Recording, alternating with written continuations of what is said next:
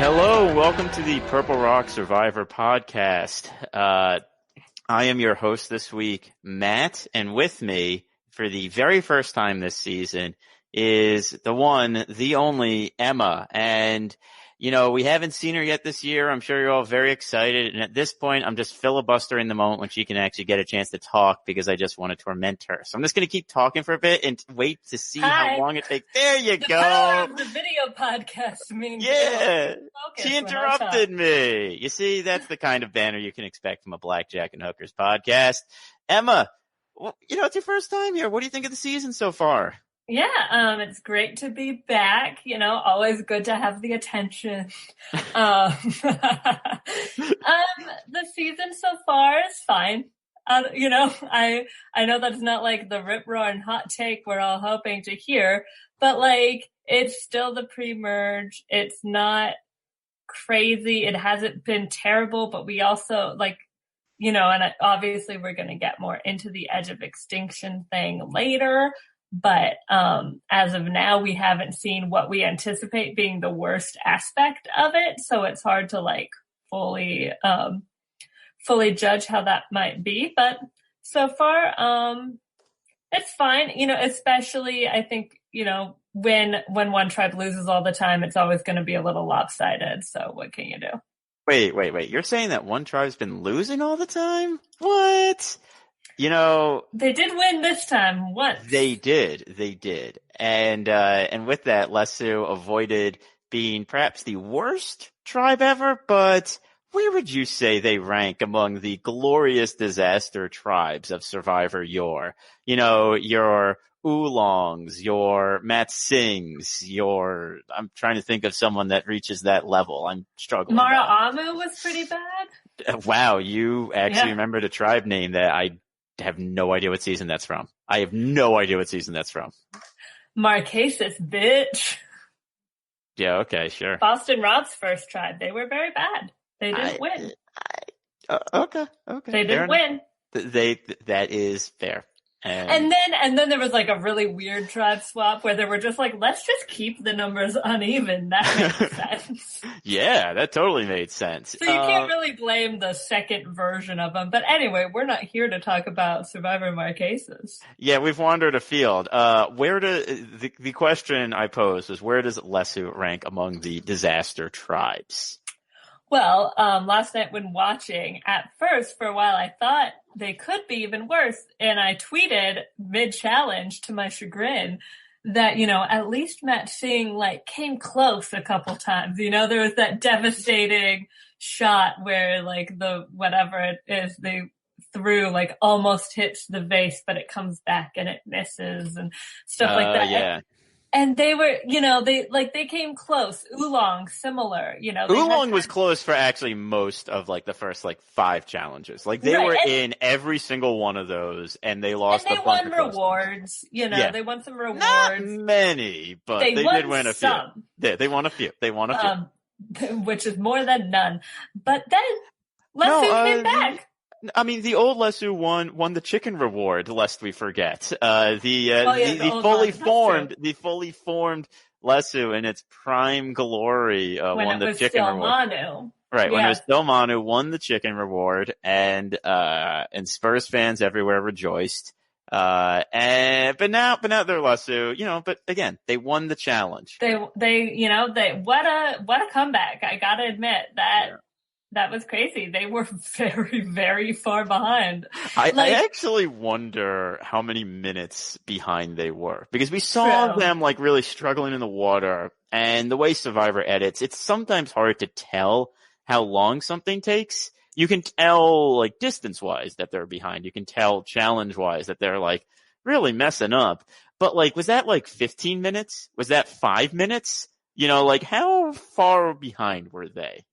I wonder. That's a good point. And yeah, it was to the point one of our commenters, I think, actually said something like this, but I was even thinking, like, what if that pull thing was like legitimately just stuck, you know, because it just seems like they weren't gonna be able to get it. Like, I wondered that too, yeah. Like, no matter who Because if it was just they couldn't like physically get down there and stay long enough, that's one thing. But like they were pulling at it and like it wasn't coming. But then Lauren, despite the fact that she's apparently dying, is like the only one who can do anything at these challenges, and she manages to get it going. Yeah, Kelly complained about David's lack of challenge prowess this week, but she's not doing much better, is she? Yeah, that was a bad look on a lot of levels. Like, first of all, Kelly is normally, I feel like, pretty strong and, pretty strong challenge competitor. So you wouldn't think she'd be pulling the whole, he's like a girl thing. Is she though? Like, has she ever won? Yes, she has won an immunity. Okay. One? She's won two. She's won one and then like a girl, where they split it by gender. There was a very thing about, Jeff Probst announced this at the very beginning of the season when he's like, here's everyone's resume. This is why you should target them. Yeah, fair enough. But two individual wins on your third tribe, and she was on some, she was on the Bayon tribe in Cambodia, which in the swap, she wasn't on it on Takeo, she was on Takeo at the beginning. Oh, okay. So she then lost a couple before then she got swapped onto Joe, and then Joe was carrying her like he does every tribe.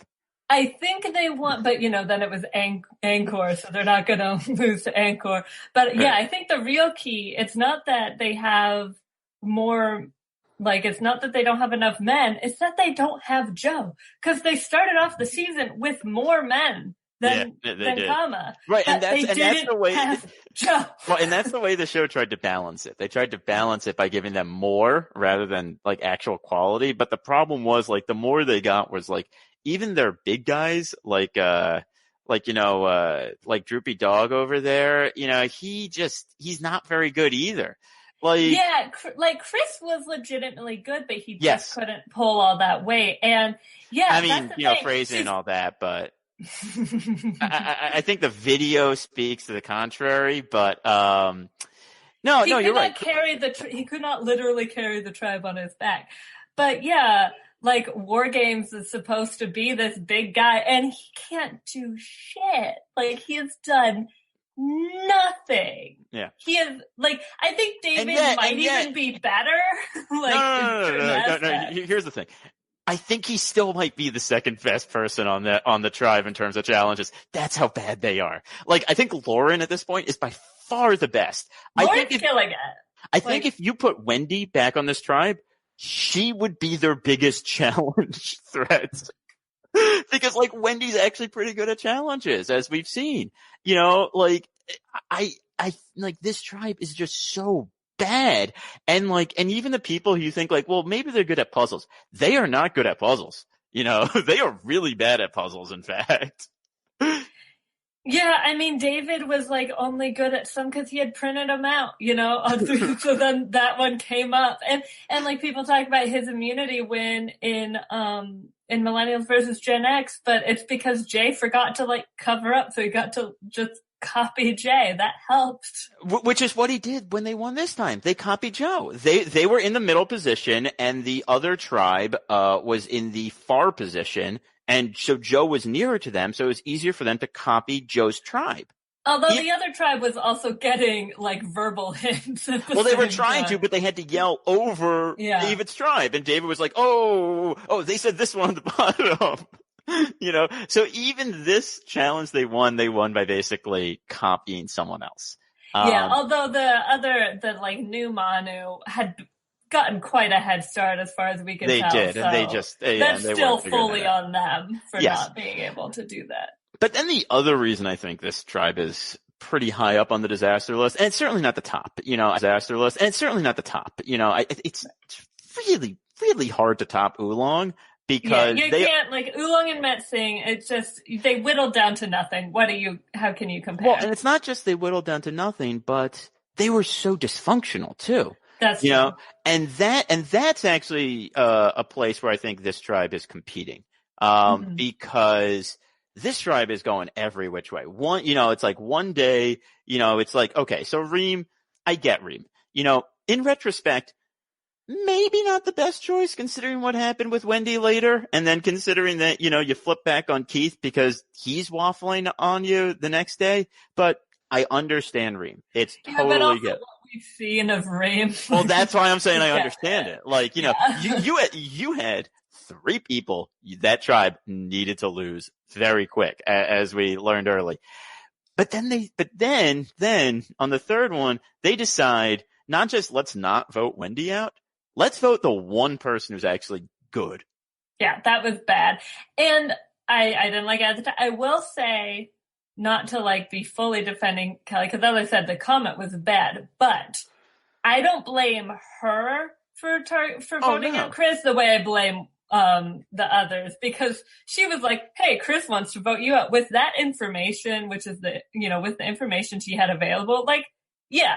Yeah, no. Yeah. That makes sense. She has. But like Pitbull over here needed to do better than that. It's I mean, Lassie can't just be concerned with what's going on with him. He has to think about not going to tribal council. And you cannot look at Chris and think, yeah, he's the guy that's sending us there week after week. Yeah, that's definitely the reason. Not what I think about when I look at Chris. Okay. Anyway. No. Okay. No, let's keep these going. Episodes. Yeah. But my point is, like, there's a dysfunction to this tribe as well. That kind of elevates it to near the top level. But they didn't go to tribal in the first hour. It was New Manu that went to tribal in the first hour. So what did you think of what happened to Aubrey, the first attorney voted out? Oh, Aubrey. Girl got played. Yeah, she did. Hard. Yeah. Like, brutally. Just, the fact that she was so surprised. I'm like, when she knew that at Comma, she was definitely being looked at as a target. Like, I mean, I get Wendy seems like the obvious vote, but woof, like that was just, she didn't even sniff it out at all. I mean, and that's the thing that I really kind of criticize her for. She had the idol, right? So I understand if you're not getting a signal one way or the other, wanting to hold the idol for, maybe the next vote or maybe for the merge, when it can be really useful. But at this point, that your name has come up on the other tribe. You know that these are all the same people. Sure, you probably think that Wendy's there.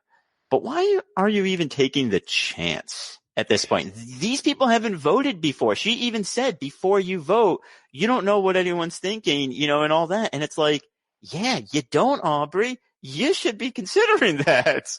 And Wendy is someone, yes, she was on the opposite tribe and she's the only one on the other tribe on their new tribe. But she's also someone who have told them like explicitly that she has no friends on her old tribe, that she was totally like the outsider and stuff.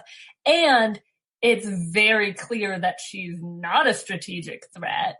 So can we talk about so bad. The moment when Wendy is yet again presented with a chance to make a strategic move in the game, and Wendy's all over it. Because okay. She's aggressively bad at the game. She's aggressively bad at the game. And I understand why people... In so many ways. Like, yeah, sure, she's pretty good in challenges. Good on her. But since when do we give a shit about that? Well, apparently when it's someone that we want to champion. But no, I mean, it's like... No, okay, so I understand why you think that she could be entertaining. Because she is... We don't really see a lot of Wendy's. People who are this oblivious. Even Keith understood when a lifeline was being offered to him. Mm-hmm. Keith would not be coming up with plans, but if you say, hey, Keith, what do you think about this? He'd just kind of shrug and all shucks his way and yeah, great. Let's vote out Eric. That sounds wonderful. Right. Or he would say, well, I don't think I can vote that person out. In which case you're like, well, Keith's not on my side. But Wendy couldn't say anything. She couldn't say anything. They're like, what do you think of that? And she's like, well, what are you asking me? And they're like, we're asking if you want to vote out one of the guys. And she's like, if you want to do that, that would be interesting. And they're like, we're saying we want to do that. Where is your head at here? Which is probably what should have tipped Aubrey off there, that she, may have been in trouble. True. Like, I mean, I can also see it tipping her off that instead, I'm sure she and Victoria had a conversation of like, oh, I guess, we can't go for Eric because we can't trust Wendy. But I mean, if this had been an actual plan, she would have gotten herself voted out instead. If it wasn't like a decoy plan for the other former comma people to blindside Aubrey, she would have absolutely gotten voted out for that. It's the Penner not being able to answer Lisa and Redacted on if he wants to go to the final four with them. Like, it's actually what it reminds me more of is Amazon when Rob kills the swing vote because who was it? It's Christy. Okay. Christy makes the big move, swings the game. She's now the swing vote, and Rob goes to her and is like, "Hey, what do you think about this?" And she can't make up her mind, and she's lording over the fact that she's the swing vote, and Rob's like, screw this. It's like, why am I spending all my time courting one person when we can all just vote her out? I see that, except I don't think Wendy was like, I have the power. I think she's like, there's a game. Right. But Christy Christy vacillated a lot, which is what Wendy was doing here. She couldn't decide in the moment. She couldn't even it's not something like you come to her with plans and she's like surprised there's even plans.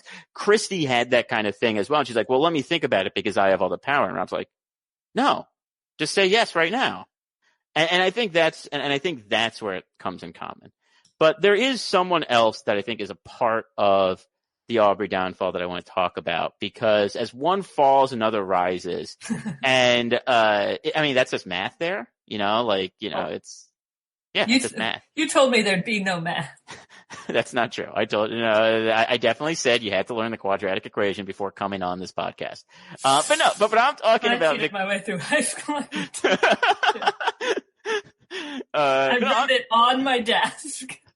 No, you see, the key's the hand. You got to write it on the hand. But no, I'm talking about Victoria. Yes.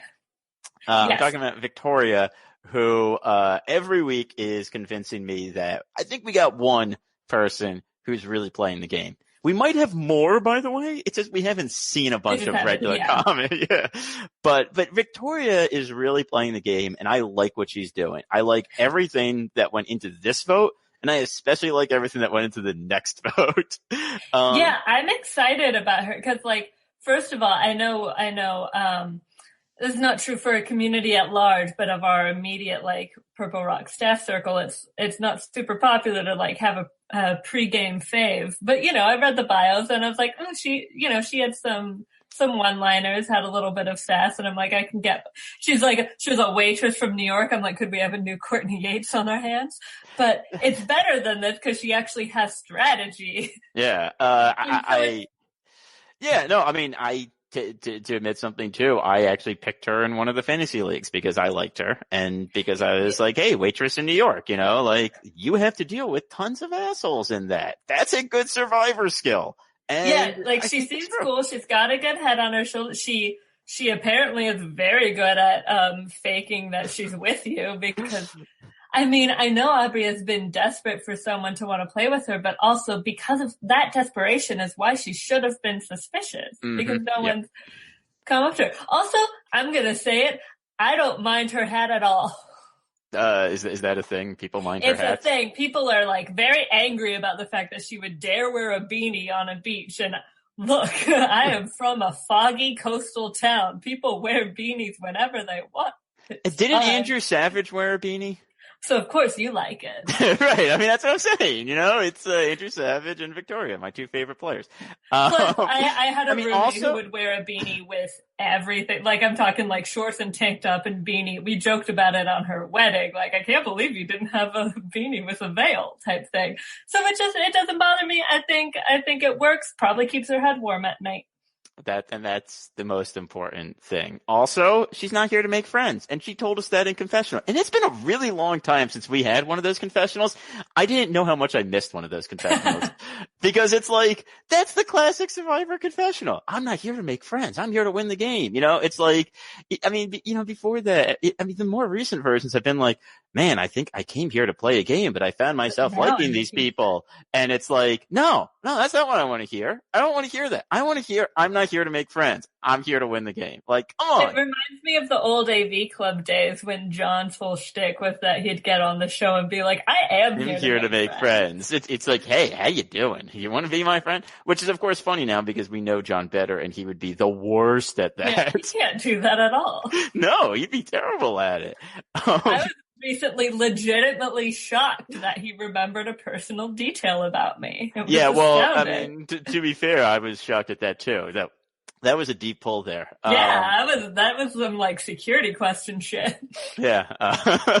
Oh, that's why he remembered it. John remembers all security question related things because he's the financial nerd. So makes sense. He needs to know how to get into our bank accounts. So figured that mystery out. Really spending way more effort than it's worth on mine. Well, yeah, but maybe he's going for that. It's the long game. Yeah, the long game, right? Anyway, going on. So Aubrey goes down. She's voted out, and she finds her way. An idol and an advantage in her pocket. This is true. And now the idol's useless. Yikes. Because that is on the note. The idol has no power anymore. Yep. It is not an idol, even if she comes back. But she finds her way to the edge of extinction. Dum, dum, dum. And I wanted to ask you, since you haven't been on yet this season, what do you think of the edge of extinction? Well, it does give us more time to spend with Chris, and I do appreciate that. I thought you would. No, but I mean, so let me give my opinion because I haven't been on in a couple weeks. And it's the one that matters more, right? I mean, you said it, not me. Sarcastically. Well, but you didn't jump on the, I threw a softball over the plate. I threw a softball over the plate and you decided to make a joke. And so I'm stepping up and I'm going to hit the home run here. Okay. So no, I actually think that they are doing very well with this segment. I was really worried about it before the season, but I decided to take it as it came. And so far, I've liked what they've been giving us with it. I find it's actually been pretty entertaining, maybe because the people there have like a fun kind of really hostile antagonistic energy that I'm kind of digging. Like Reem hating everyone and Rick making jokes about it while and then the best moment to me tonight was the fact that Reem obviously does not understand what a joke is.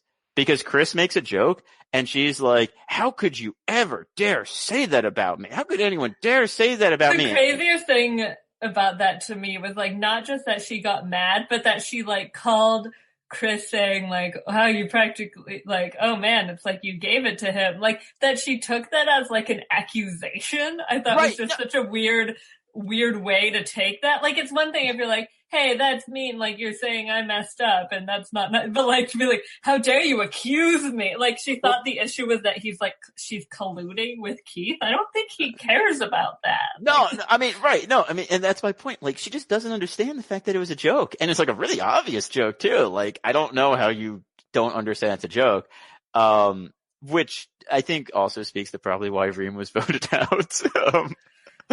If anyone was wondering. But no, I think there's actually something I think the way they're presenting Edge of Extinction and the fact they're not spending too long on it, I think it's working, especially because a lot of people are complaining we don't have enough of the other people in the game, but we know everything about the tribe that's been going to tribal council. We don't know about the people who have never been. And you know what? We're just not going to get a lot from them, at this point. So I don't think it's a bad thing. I've actually been kind of enjoying my time there.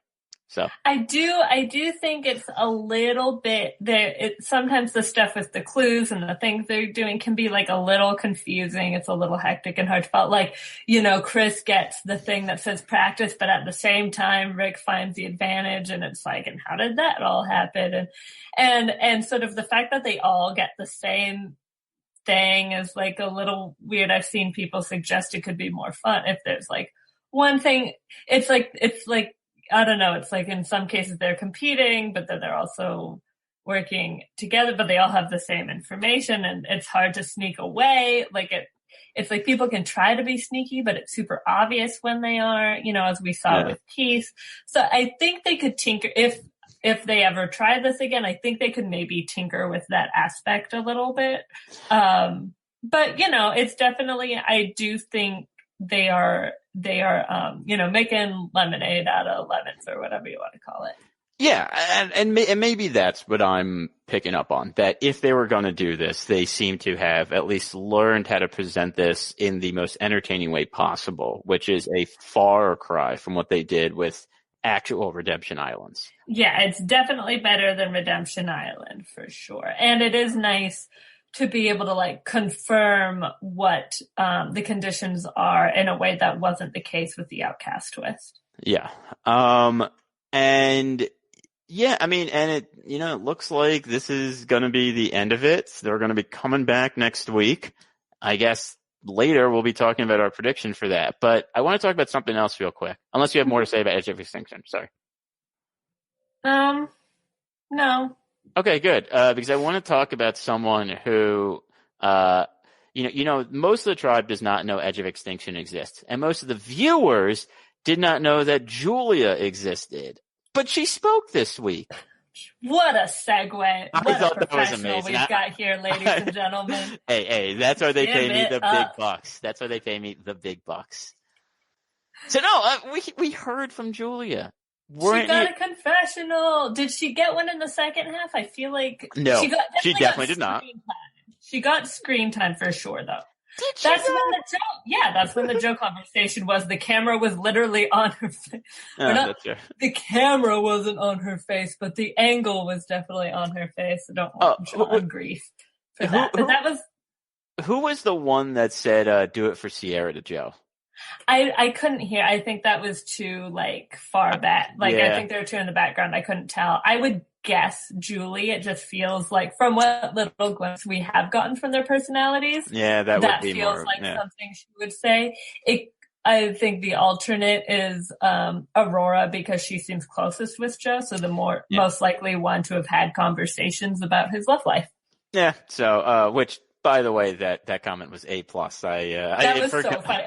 I laughed out loud. Yeah, no, I did too, especially because I had forgotten they were dating, and I was like, do it for Sierra. Oh, right. And then I started laughing. But anyway, going back to Julia, who we can't even talk about for 5 seconds because there's still nothing there, right? There is nothing there.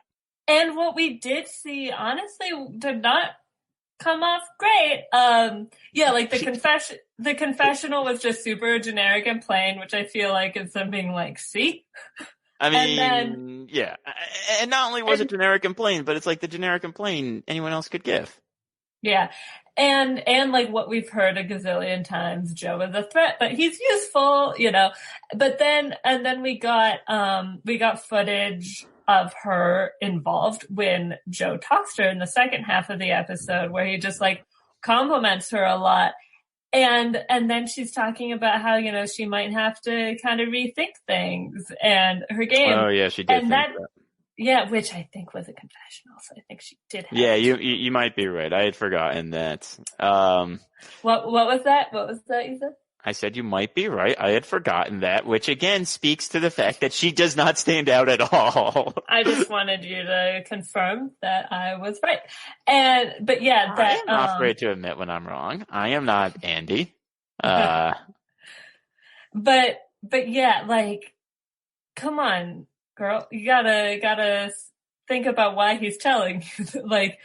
Everyone knows that he is the big threat. You've got to know you're close to the merge, which means that another returning player is still there to be a threat in Kelly. And yeah, maybe she'd kind of been, but she just kind of seemed to buy it as far as we could tell. And I mean, so here's the thing. I don't think we can really know anything about her as a player yet. You know, they haven't gone to tribal. They haven't had to scramble. We don't know what she's thinking strategically. All we can judge her on at this point from the little bit we've been given is whether or not we find her entertaining, in my opinion. And from what I've seen, I don't. Doesn't mean that she can't be. She seems like one of those people who's a perfectly nice person, but perfectly nice people have been on Survivor before and they've not been very interesting. Now, again, she's not been on TV very much. She definitely has a chance to show me something else. But one of the things she complained about that started this whole uproar was the fact she came on there to be a role model. And role models make bad TV. I don't watch to see a role model. So if that's what you're there for and that's what you're trying to do and you're trying to play like the nice, honorable game and all that, maybe that's why you're not on TV. Yeah, and I feel like if you're looking to be a role model, maybe try The Amazing Race, you know? Sure. Yeah, Like no, I this, mean, that's it's a better show for that. the amount of time people, like, first of all, there's way, you know, you either do play an honorable and like game full of integrity and it's boring and bad, or you end up playing the game, but then because of what you were like trying to achieve, it then looks bad at home. Now, I think in her instance, like she's just, you know, a normal med student. I don't think it would like be this disaster if she was like scheming. But, you know, you think about like, say, Tasha talked about how her second season, even though she didn't end up playing this way, but like that her church told her like, no, it's fine. Do what you got to do, you know? Yeah, if like, anything, because, she played even less like that than she did the first season. Like, yeah, but at least she wasn't like carrying that with her. I think when yeah. I think it tends to be a bigger issue if you're representing something more specific, like Tony getting grief because he's a cop and cops shouldn't be like that because, you know, they're always so noble.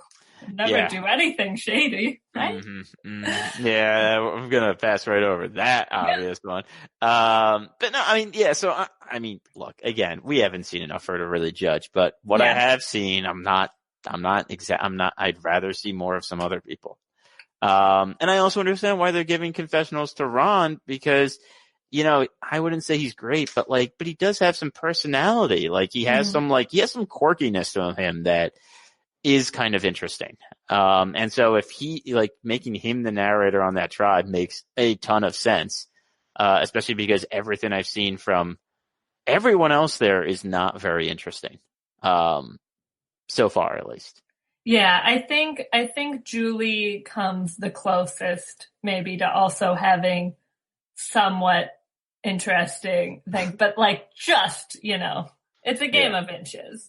Right. I mean, and it's because they haven't gone to tribal. You know, they haven't gone to tribal, so they have to check in on Joe when they're there. And Joe is not interesting, and he's going to give the same confessional every time, which is, "Oh, I'm good at challenges. Maybe people will like me this time. Why don't people like me this time?"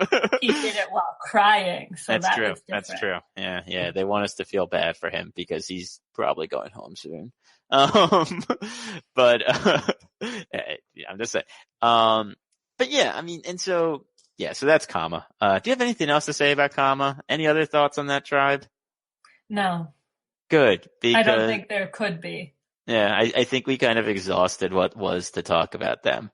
So let's talk about the other big happenings in the second hour because we had a challenge they were going to do, and then they announced only one tribe is going to be immune, and both of the losing tribes will be going to tribal together. The infamous Malcolm tribe setup. So first, let me ask, what do you think of this setup? And was this any better than the last time? I still don't like it. I think it's other people and sort of like Survivor writers have pointed this out that it's just, you know, you're getting voted by people who you haven't played with. And we've been lucky that both times this has happened, it's been tribes that were evenly matched with the same number of people. But you could very easily, like, let's say Lesu had lost in the first hour and they go against, and then like, Or let's just say that for an instance, Joe has a strategic bone, or not Joe, but someone on his tribe has a strategic bone in his body, and they say, "Hey, if we're going to the same tribe as them, we're 5 and they're 4. Let's just throw this one." Yeah, and then there's nothing the other people can do because you don't even get that chance to scramble. Yeah.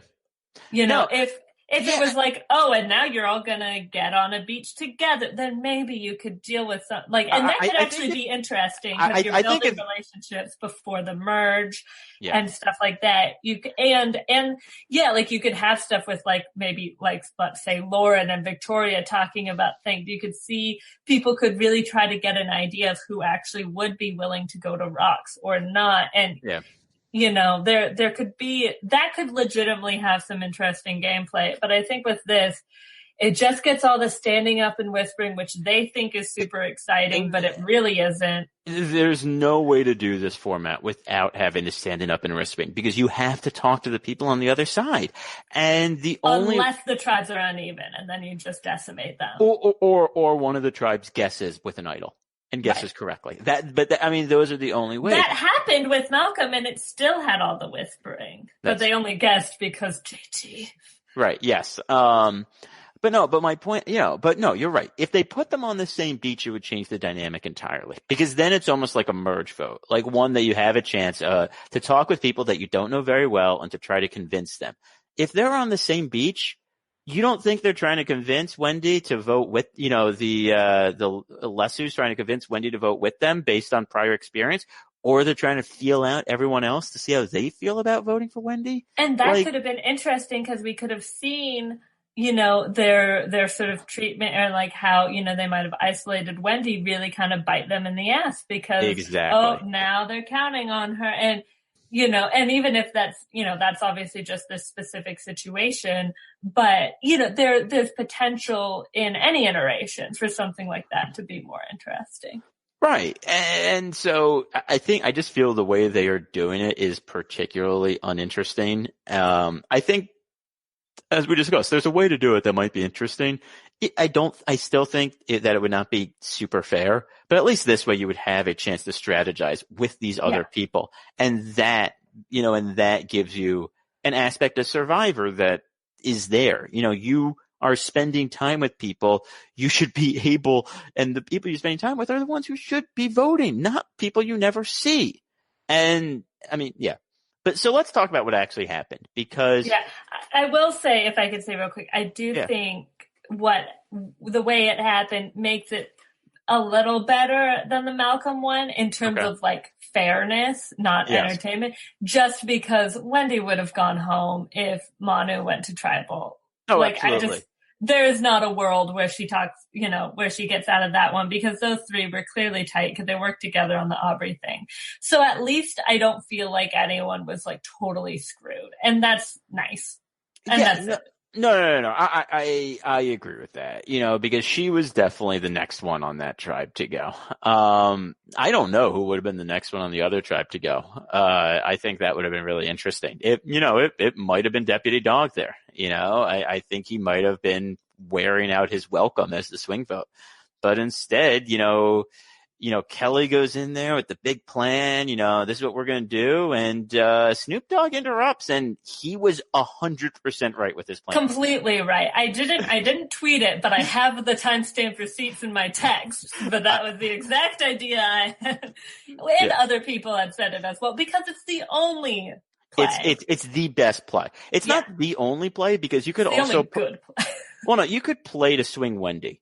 But why would you think that Wendy would ever vote with you based on how you treated her? Yeah, I think in other instances, say in Game Changers when Haley is the one there, it's not necessarily the right play. But I think the specific things here where you have no reason to trust Wendy. Right. At this point, David should even not be thinking of her as a goat because a goat you can't control is not a goat worth having. Correct. And then, there was no way that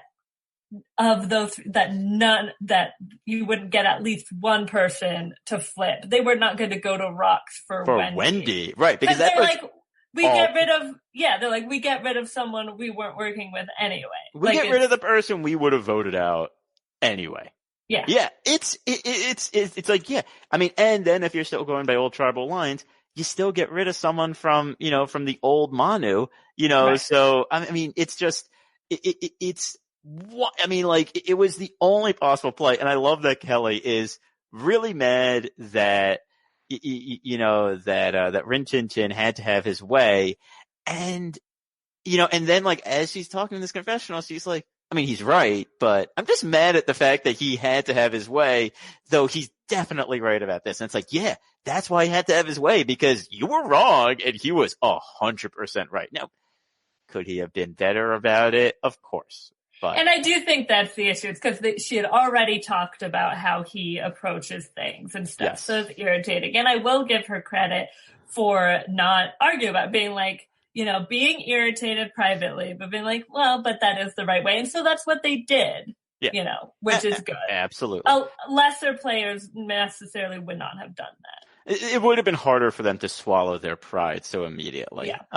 And I think that was, I think that was to her credit that she did. I also think it was to the credit of, again, my favorite, Victoria, who basically was like, yeah, we're going to go to Rocks. I'm not going to Rocks. I am going to sell any one of them out, because guess what? If they go home, I still got a ton of people out there who I can work with. And she's right. Do not go to Rocks pre-merge. Right. Oh, and here's the thing. Even if, say, I don't know, Gavin or Eric. Yeah, okay. I thought that was Eric. I wasn't sure for some reason. I like hesitate over it. But even if Gavin or Eric go home, you still got 6 other people on your old tribe that you can ally with. You still got the numbers. I don't think that, I mean, like, yeah, you went to Rocks. I don't think too many people are going to hold that against you. I'm just saying. Yeah, I think you're right in that. I think that was definitely the right move. It was maybe a little riskier for both like Lauren and Showdog to talk about how they wouldn't go to Rocks, but like I also get it, because again, it's pre-merge, I want to say, but then again, David did go to Rocks pre-merge. So when you said I'd gone to, that was after the merge. You're right. He played the idol for someone else pre-merge. I got too confused. You're right. Okay, my fault. Go back. Yeah. And it was when there were a lot of people too. So it kind of like makes it a little less risky. Yeah. I mean, I still probably wouldn't have done it, but. Yeah. I mean, that was. One thing I thought though, and it worked out because they did the right thing in voting for Wendy. But when you had Lauren talking about how she wouldn't go for Rocks and Victoria talking about how she wouldn't go to Rocks, like before I looked at the time, I was like, what if are they both going to flip and then it'll tie again? And they got rid of the thing where they deliberate, I've said this in past seasons, but that is my one dream that I always want to happen. That is something I've put it out into the world on Podcast Pass. I so want that to happen. That would just be the best. And I'm sure someone's going to like comment in our comments that like Survivor New Zealand or whatever did that. And I don't care. I want to see it on the We don't care. We don't watch it. I heard someone they went to Rocks in pre-merge in South Africa or whatever. Cool. I'm glad that was exciting. It was also probably a dumb move. Don't correct me if it wasn't. I don't care. So Wendy goes home, and I also actually would like to add, I think it was, I mean, for Manu, they kind of had less strategic options, and that they just kind of had to be like, I guess we'll pick someone who might not have an idol, which like is always sort of the younger woman, but also Lauren has been their best challenge competitor. So it was good for that reason too. They did what they could. That's not that exciting. What I think is great is that, and that's because of all the whispering, but I think it's great that they all flipped, because now they have some options because at the merge, on the off chance that anyone is upset with them for voting out Aubrey first, I don't think it'll be an issue besides with Joe, but in case it was, now they can be like, oh, we voted with you. Like, we voted for one of you, but it's the situations where you had to do maybe, or if, that 5, like once, they're 3 now with the 4 on Lesu, like they could try to work with something because now they've whispered, as much as David told her, we just met you. Yeah. Like there's something to work with. Whereas if only one of them does, it's like awkward amongst themselves. It's awkward amongst the other group. I think it's not like an amazing move or anything, but I think it's a little thing that gives them a little more flexibility. Yes, I agree with that. I wonder if the reason why David talked to Wendy was not to distract her while everyone else talked to everyone else. That's possible. I do wonder why he would. I mean, I guess he was sort of maybe, and was like, I guess we might as well try to get her to flip, I mean, that's probably what it was, but I also wonder if it was a bit of, I'll talk to her, you guys go scatter. And yeah. I did feel kind of like I've not been the biggest fan of hers because because of the vegetarian hypocrisy, which is the thing that matters to me, but also just the relentless positivity is exhausting. I'm just not a person who can handle that. And that's a me thing. But I did feel kind of bad when she's just like sitting by herself and everyone is whispering around her. And I'm like, this is not a good sign for you, girl. So let's actually talk about Wendy because she went, well, not home. She went to the edge of extinction. I was actually a little surprised that she immediately went there. She was laughing. She seemed so happy to be voted out. She was like, "Oh, I'm not done," and I'm like, "Really? You're okay?" I thought you were going to go get your cheeseburger made out of cow. Yeah. By the way, Wendy won't kill a chicken. The first thing she wants when she gets voted out is a cheeseburger. Just what the hell? Like, the chicken thing still bothers me because of the rank hypocrisy, because it makes no sense. It makes no sense. And like, if it was just that she didn't personally want to kill it, that's fine. I get that. Whatever. Go take a walk. Yeah. Like Queen Jen. But, and also, like, people are like, oh, well, now she's been a vegetarian for 3 months. And I'm like, yeah, but they got back way longer ago than that, which means as soon as, and like, sure, good for her for if she finally makes it and actually sticks with it, because I've known people who have been vegetarian or vegan for 3 months. But, I went vegetarian for a month once. I mean, I'm sure that you are. No, it was awful. I mean, like, I hated myself. I don't know why I did I was about to be like, was it Lent? And then I realized that was a really dumb question. Yes, it was Lent, Emma. That's exactly why I did it. I gave up meat for Lent. Me, Mr. Jewish. Hey, that's why I stopped myself, okay? Did you though? Yes. I mean, you still asked the question. Because I was explaining why I stopped mid-sentence. Okay. Okay. Yeah, I have known non-Catholics who gave up things for Lent just for the like challenge of it and like, oh, it's a time to do that. Like how people are like, I know how people are like, I'm going to have a sober January. Like they're just like, I should pick this month randomly to. I actually do know someone who gives up alcohol for like a month at a time. He never makes it through the month, but he drinks a lot of alcohol. So he does it for like health reasons. But and know I had my free February, which I also failed. Yeah, I actually can't believe you got through that entire thing, considering how often you eat fries. But so back to Wendy, who is there. The positivity annoys me too. And that's really kind of what was getting to me by the end. I kind of was I liked her at the beginning. I kind of soured. I kind of came back around a bit, because I was like, okay, like she's just like throwing bombs everywhere. And I mean, I don't even know if she realizes it. But then but at this point, I'm just like, oh my God, I'm kind of tired of this. This is too much for me. And I understand if it's not for you, but for me, yeah, that's like, it's just too much. And I also just don't like obliviousness.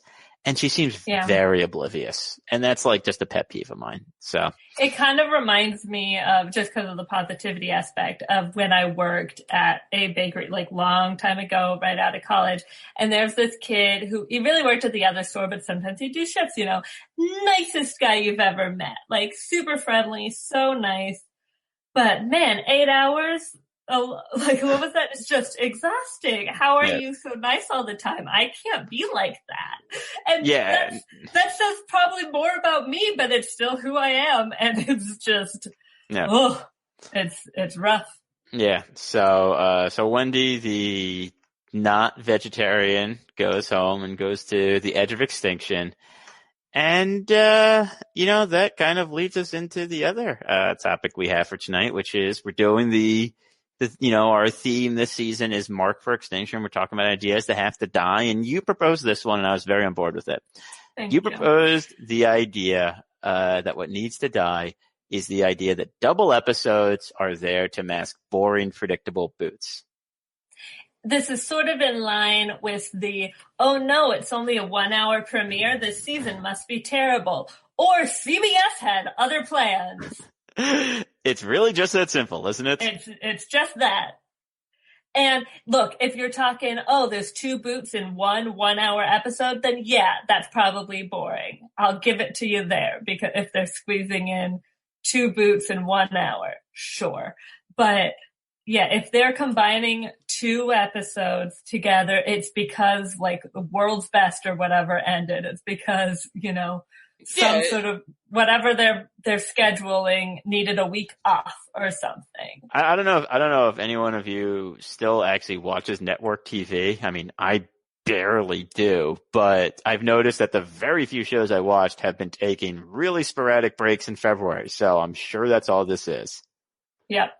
Yeah, which was really annoying with Crazy Ex-Girlfriend, but we won't get into that. It was just off for a really long time out of nowhere. But you watch it on Netflix. I do. I wait and watch it later. But I mean, it's just a scheduling thing. Like CBS has to like block out their, end of winter and spring. And sometimes it works out that they will run Survivor an extra week, or so they won't need to do a double episode. And then sometimes it's like, oh, hey, we need to fill an hour here. Survivor, you want to do 2 hours this week? And they'll be like, yeah, sure, whatever. I mean, like, it's a show that can bend itself very easily because they cut so much out, and it's easy just to shift stuff up or back a bit. Especially because Survivor, unlike non-reality network TV, they're not going to take a week off for, the holiday or for something like that. They don't do that. It like messes with their flow. They have to do all that once. So sometimes that means doubling up or something like that, so they can end quicker rather than taking, like, say if this happened in the fall, they would double up to end on the 22nd instead of having to like take a week off for the holidays or something. Right. I mean, I also just think that historically the double boot episodes have not been like boring ones. Like maybe there's like one boring boot in there, but that's kind of bound to happen when you have It 2 was boots. Probably on HHH, a boring season. Right. I mean, it's just, I thought both of these were we finally see someone else go to tribal council, something that we've been dying to see. And then we see, while not our favorite format of tribal council, we see one that's very different. And was played so effectively. Right. Which I think helped a lot. Yeah. So I really just don't and we hear this one all the time, and I just don't get it. It's kind of like looking for the conspiracy theory rather than just like taking looking at Occam's razor here. So I also, while we're on this topic, one thing I do think is that the Edge of Extinction format really lent itself really nicely to doing a double boot, because we don't have the normal show the votes and like post tribal thing.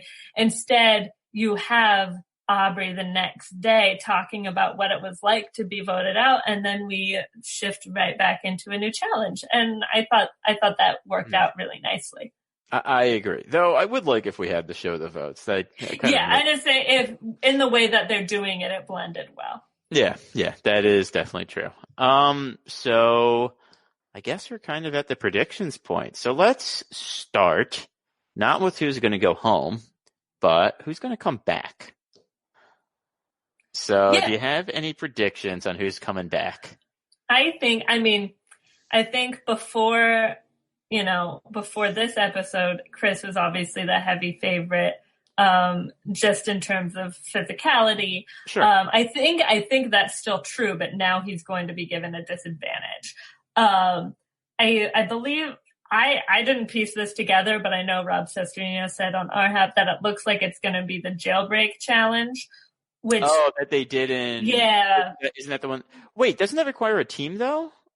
Can you do that solo? No, they've done it on Redemption Island. I can't remember who it was, but I know they've done it that way, where you just tie this. It's like tying the sticks and going through. You don't need people. So that's kind of interesting then, because that doesn't, I think, really favor anyone in particular. Exactly. So I think, and like a little bit of this is edited, maybe edit based. So some of this might be wishful thinking, but I think given all of that, I could see it being Rick Devens coming back.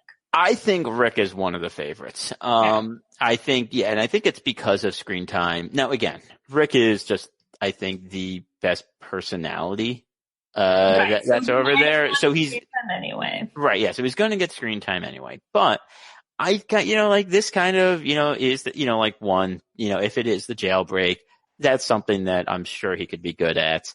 He's the kind of guy that it seems that there's more to his story.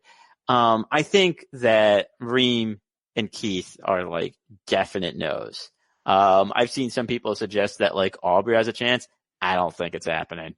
And if she does get in, I don't think she will be able to last much longer. Whereas I think Rick would actually be kind of fine if he got back in, because his trimates weren't like happy to vote him out, and I don't think he'd be that bitter against it. Like maybe there'd be a little bit to like War Machine of like, why me and not Lauren, but like, I think at the very least he has David. Yeah. No, and possibly even Kelly and Lauren, because they could be like, I mean, look, it was you or us type thing. And I think it'd be interesting also if it was Rick, because then it would kind of give us a more a solider underdog, and by underdog I don't mean underdog, I mean the phrase underdog. But no, I mean it would give us more numbers there, so they'd have more maneuverability in terms of a chance to kind of upset that. I mean, anyone who comes back would be on that tribe. It's just that Rick would just work right with them immediately, whereas everyone else, I think, is a lot more, would be a lot more hesitant to do so. I think Chris could be convinced too, as well. Yeah, I do too, especially if they, if they kind of, I mean, it would be tough with like David, but I feel like, if Kelly confronts him, he could kind of be like, well, the reason why I was told, like, this is what actually happened, which could also be interesting, since now Kelly and David seem to be getting along. Yeah, no, it could be interesting. So, I think my money is on Rick, and then my runner-up would be Chris. I think Wendy has a shot. No, I mean, I will say she has. Wouldn't that just like fit the season so well if Wendy comes back and then just lingers again for so long? And it's like, please no. She does have an advantage in that she hasn't been there very long, so she's not as depleted, although she's still been like playing Survivor. But she has a disadvantage in that she hasn't seen like anything. Like, they kind of, through stuff they might be able to like piece together. It is interesting. I mean, Chris got the thing that says like practice, so who knows if he's really good at tying knots, maybe that's enough to compensate. But again, if it is really going to be the jailbreak challenge, that is not something that's going to, like, his physicality isn't going to be the difference maker necessarily. No, but what's going to be the difference maker for Chris? It's the fact that he has experience wielding long poles. Nothing. Okay, yeah. I broke Emma, guys. That was I was waiting for that one. While she's broken, though, I'm going to we're gonna move on to talk about who the boot is gonna be, because we have our merged group, and we're gonna be back one more. I don't even know if that last person is gonna be available to vote. So who do you think is going home? I mean, you could definitely see it being Joe if he doesn't win, but I think, and I'm not sure if for predictions I should be using the actual name or not, but I think it's our very own turkey dog. Oh. Yeah, I'm picking Scooby-Doo as well. Oh, wow, we're really in sync tonight. Yeah, no, I just think that the Scrappy Doo act is gonna, he's gonna be the most visible one, and everyone's gonna be looking over there. I don't think they're gonna pick someone off of the Kama tribe for the very first vote. Yeah. Even if Joe loses, I kind of think they'll wait one. But, I think they'll look over there and they'll be like, well, we could vote out Kelly. But I just think that he's gonna be such a big enough, just like a big enough presence that they're going to, and just, he's going to be trying to work people. He's going to be trying to work people. And, when Bolt's out there and he's talking to people, they're going to be like, man, I just can't take, it's like, I don't trust Balto. I don't trust him. He's out there. He's white fanging all over the place. And they're just gonna say, like, why don't we just vote him out? Like, he's the biggest player over there. Yeah, I mean, and you've already got Lesu being like, saying how they don't really trust Warhammer and they're pretty antsy about him. And I think that's who Rick is going to be the most mad at if he comes back. I think that's who Chris is going to be the most mad at if he comes back. And if we're saying those are our two most likely people to return, that's not great. We often see in these big 13 people merges sort of a consensus boot. It happens really often. So I could even see them all just kind of coming together and just agreeing to vote him out. So yeah, no, that definitely could happen. Here's a weird question to you, and I don't think anyone's ever considered this yet. Are we sure there's only one person coming back? We aren't sure, but I can't remember. Did the preview say merge? It did say merge, okay. and then I think it also said them having 14 people. Yeah, I think it said merge. But I mean, it was definitely like, I think it said merge and come on out, and then they were all like, what? I think I agree with you. I think if we had gone down to 11, we could have had two people come back, which I actually, when I did too. I really thought they were going to that makes sense. They'll go down to 11. They can have a 12-person merge, especially because we're pretty sure they're bringing in someone again after the merge, which gives them space, Right. But no, they just let us do that. Also, here's the other question, because we don't know how the Edge of Extinction is going to work. Do the people that lose this challenge, do they go home, or do you think they stick around? Because I could honestly see them sticking around. Yeah, I think they might. Which, I think we would get at least one immediate quit. Well, I think we would get at least one immediate quit if it's lose, and you can choose to stick around until like some unspecified future date. I think Keith especially would just be like, I'm done. Yeah, because I could see them doing it because then they can really push people to the edge, but it's also like, God, are we really going to have 18 people the entire season? How are they going to do the jury? I'm like very concerned about how they're going to do the jury with this. Right, exactly. Whereas we'll find out. Right. So, now if they send them home forever, then it's just a normal jury. It's just a normal jury who has not been seeing what's happening. Though maybe they will bring them in to see what's happening, because even on the Edge of Extinction, everyone will know they're still out there. Like once the merge happens and you vote someone out, you have to think in the back of your mind, this person has a chance to come back. Yeah, for sure. So. Which could also protect Joe if he loses. Yep. The first thing they'll be like, well, he'll come back anyway. Isn't it better? Well, and I think what it'll actually do is I think it'll protect the people who they think have the best chance of beating Joe. Like, I think this is actually like really good for like Eric or like Gavin or someone, because, if you're, I don't know, Victoria, you're think, well, I can go to final and I can like out talk those guys, but I don't know if I can beat Joe in a challenge, but maybe they could. And, and so maybe you stay closer to them because you need someone to beat Joe if he comes back.